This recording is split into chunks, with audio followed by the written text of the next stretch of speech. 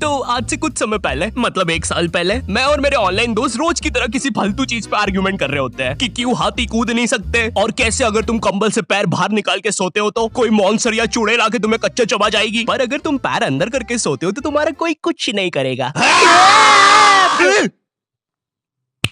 फिर पैर अंदर कर लिया। तू अगली बार मिल, बताता हूँ तुझे। चैन से सोएगा ना अब तू। ले तेरा लाइट ऑन कर दिया, अब ठंड में बिस्तर से उठना पड़ेगा। ले तेरा पंखा भी ऑन कर दिया अब तो ऐसी किसी बात पे आर्ग्यूमेंट चल रहा होता है, तो उसी बीच न जाने मेरे दिमाग में क्या आता है और मैं बोलता हूँ, तुम लोग अच्छे लोग हो, हमें मिलना चाहिए। ये सुन के भैया सन्नाटा मच गया। हाँ क्या बोला तूने? आयु तुझे पता है ना ऑनलाइन दोस्त कभी मिल नहीं सकते। इनफैक्ट ऑनलाइन दोस्त जैसी तो कोई चीज ही नहीं होती, हम सब तो रोबोट है। आयु तू हमारा दोस्त हो ही नहीं सकता, हम जा रहे हैं। फिर उन लोगों ने एक दूसरे के गले में हाथ डाला और न जाने क्यों गुस्से में डोरेमोन का थीम सॉन्ग गाने लग गए, वो भी तमिल में।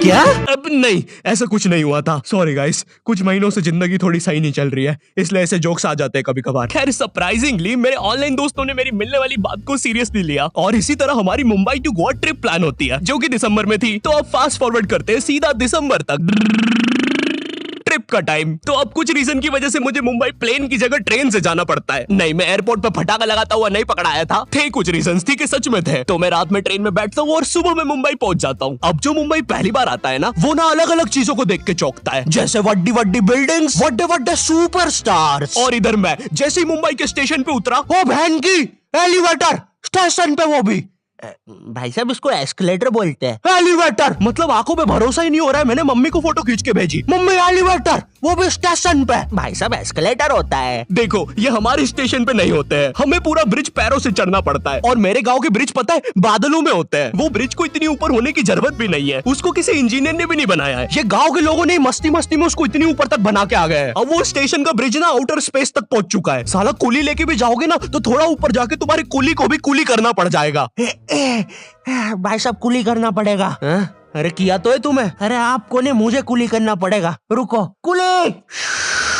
हाँ जी भैया, इन्हें ऊपर तक छोड़िया हो यार। अरे पागल हो क्या मियाँ, ऊपर तक जाना है तो स्पेस सूट किधर है तुम्हारा? और ऑक्सीजन सिलेंडर लेके आए कि नहीं? ऊपर ऑक्सीजन बहुत कम है, हम लोग क्या बहुत ऊपर खड़े हैं मियाँ। देखो यहाँ से वो माउंट एवरेस्ट भी दिखता है। देखो आज की रात तो हमें ये सीढ़ियों पे सो के गुजारनी पड़ेगी। ऊपर पता नहीं कहाँ के खूंखार जानवर घूमते हैं। और सबसे जरूरी बात, हम लोगों के बीच में मैं सोऊंगा। मुझे मुंबई से अपने स्टेशन जाने में 10 घंटे लगते हैं और फिर अपने ही शहर के स्टेशन से घर जाने में 6.25 महीने। अब तुम बोलोगे नॉट योर टाइप, तो बहुत ही विलेज पीपल है। हाँ तो ठीक है, हूँ मैं, नहीं होते हमारे यहाँ पे एक्सेलरेशन। भाई उसको एस्केलेटर। वीडियो को आगे बढ़ाते हैं। मुंबई जाने से पहले मुझे ऐसा लगा था कि वहाँ पे सब लोग मचाएंगे, येड़े चाले सीधे चाले, इस तरीके से बात करते होंगे। तो मैं भी ना फुल रेडी था। मैं स्टेशन से बाहर निकला और एक ऑटो रोका। तो सबसे पहले तो मैंने अपनी ट्रेन में खरीदी हुई 24 कैरेट आइस डायमंड चेन आगे करी। मैंने 20 रुपए में खरीदी थी, आगे अपना टाइम आएगा भी लिखा था, क्योंकि मुंबई में थे यार, थोड़ी अमीरी दिखनी चाहिए। कौन है अंबानी? है किधर रहता है वो? है क्या उसके पास ये? तो वो ऑटो वाला पूछता है किधर जाओगे? इधर मैं फुल मुंबई के स्वैग में। क्या बोलते ऑटो वाले चाचा, अंधेरी चलोगे क्या? चलो ना, मचाते ना अंधेरी में चल के।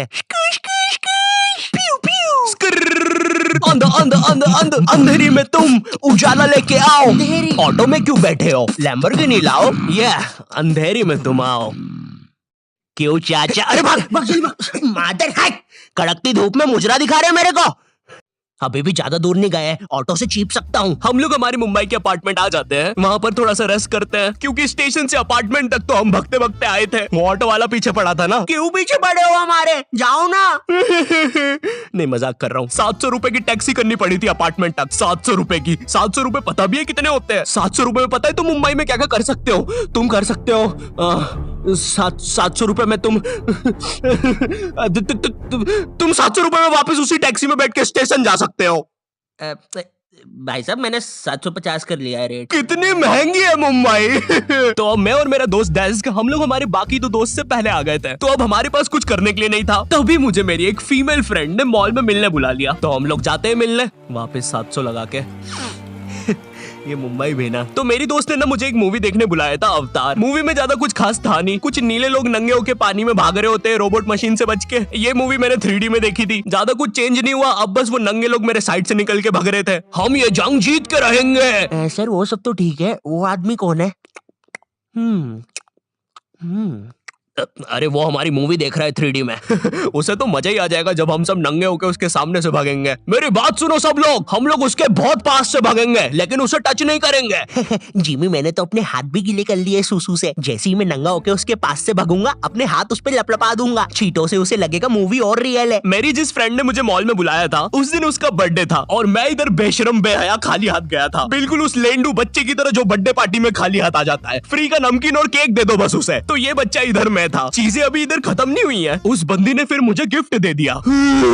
चीजें अब सीरियस हो गई है। दुनिया का सबसे बड़ा क्राइम इधर, ठीक है इधर है, और फिर आता है किसी के बर्थडे पे उनसे ही गिफ्ट ले लेना इधर। पहले तो मुझे समझ में नहीं आया कि ये बंदी मुझे टॉन्ट मार रही है कि सच में गिफ्ट दे रही है। मुझे उस समय इतनी ज्यादा शर्म की अनुभूति और आभास हो रहा था, मेरा मन कर रहा था उठ के भाग जाऊं वहां से।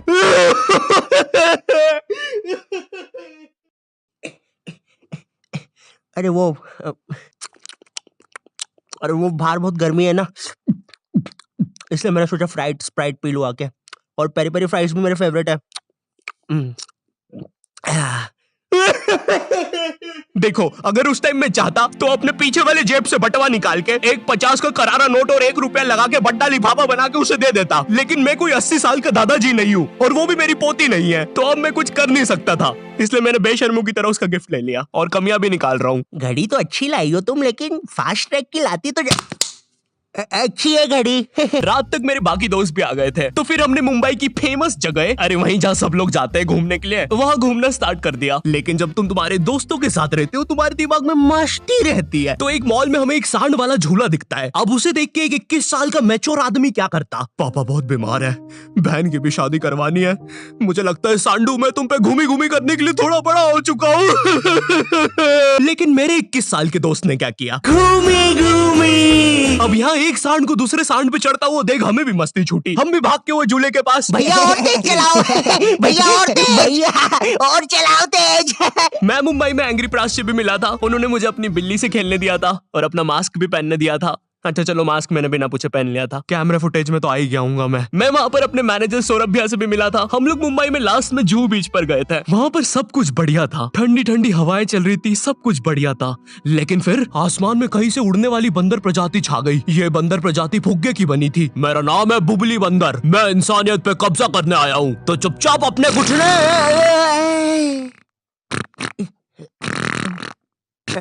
है दोस्त, क्या तुम प्लीज मेरी बुंड में हवा भर सकते हो? मुझे तुम्हारी दुनिया पे कब्जा करना है प्लीज। मुझे कोई दिक्कत नहीं है। कमलेश, कमलेश। हाँ मैंने सुन लिया था पहली बार में। कमलेश मैं जानती हूँ हम दोनों ज्यादा क्लोज नहीं है, लेकिन इसका मतलब ये नहीं तुम एक बंदर के साथ संबंध बना लोगे। मैं जा रही हूँ। कमलेश जाने दो उसे, मैं तुम्हें उससे भी ज्यादा चीजें दे सकता हूँ।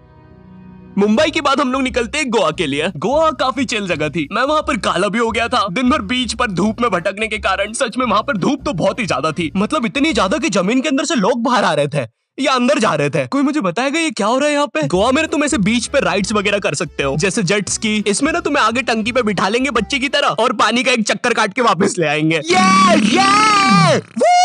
ये चलो ना। अरे हो गया भैया, अरे हम तो किनारे से ही वापस आ गए। इसके बाद आती है कुछ जानलेवा राइड्स, डेंजर राइड, जिसमें तुम्हें बोट से समुद्र के बीचों बीच ले जाएंगे और पतंगा बना के उड़ा देंगे। एक और चीज रहती है, जब तुम समुद्र के बीचों बीच पहुंचते हो ना, तो वो बोट वाला तुमसे पूछता है कि तुम्हें पानी में जाना है क्या। तो अब यहाँ पे जिसको तैरना नहीं आता है वो तो कुछ नहीं बोलेगा, लेकिन उस समय मेरे दिमाग में पता नहीं क्या चल रहा था कि मुझे पूरे गोवा के एक्सपीरियंस लेने हैं। मुझे तैरना नहीं आता है, मैं उतर गया समुद्र में। शुरुआत के 3.25 सेकंड तो कुछ भी नहीं हुआ, फिर पानी मुझे नीचे खींचने लगता है।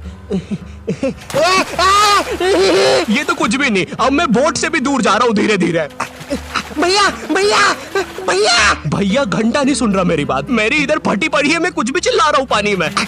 भैया बीमारी है मुझे, ले लो ऊपर। भैया मैं माँ बनने वाला हूँ, ऊपर लो। उस समय कोई दूर से शार्क वार्क भी देख रहा होता ना तो उसे भी दया आ जाती। ओए बच्चे को क्यों परेशान कर रहे हो बे? चलो ऊपर लो इसको, खा लूंगा वरना इसे। चलो बेटा ऊपर चढ़ो तो। हाँ चलो चलो। जैसे तैसे वो बोट वाले ने मेरे को ऊपर लिया। अरे भैया क्या बच्चे ऐसे चिल्ला रहे थे, स्विमिंग सिखा रहे थे तुमको? अच्छा समुंदर में, वो भी तेरे को ड्राइविंग सिखाने का बोलता तो तू तो रॉकेट में बिठा देता मेरे को। पागल। सबने ना मेरा बहुत मजाक उड़ाया कि पानी में गया बच्चों जैसा रो रहा था, लेकिन वो कहते हैं ना सबका टाइम आता है। हम लोग ना उसके बाद एक बनाना राइड पे जाते हैं, जिसपे तुम्हें एक बनाना शेप चीज पे बिठाते हैं और उसे नाव से खींचते हैं और बीच समुद्र में ले जाके फेंक देते हैं। तुम्हें पहले नहीं बताएंगे कि तुम्हें फेंकने वाले हैं। उसने हम सबको लेके गया और फेंक दिया। अब सब मुझसे भी गंदे रो रहे हैं पानी में। भैया हम मर गए, हम मर गए। पीछे लाइफ गार्ड आ रहा है। अरे भैया इतनी दूर जाओगे तो सच में मर जाओगे। मेरे पास क्लिप पड़ी इधर सबकी रोते हुए, मैं लगा दूंगा। मैं तो करना करना। अरे कुछ नहीं होता। नहीं करना भाई, मरना क्या? चुप रहो। नहीं करना भाई।